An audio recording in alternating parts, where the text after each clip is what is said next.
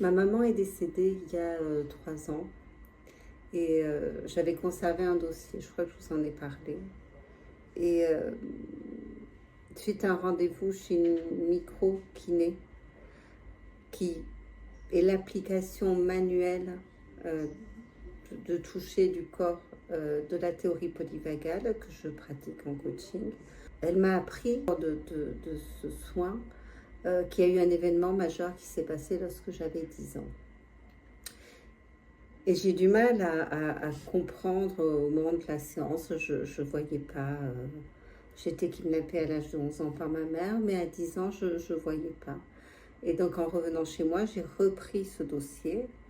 Et notamment, j'ai pris des notes pour rétablir ma véritable chronologie, puisque j'avais des souvenirs faux induits par ma mère. Et en reprenant cette chronologie, je me suis rendu compte que j'avais noté, mais je l'avais oublié. Donc, je l'ai noté autour de mon anniversaire, le 5 août. Et j'ai reçu ce soin chez la micro-kiné 15 jours après.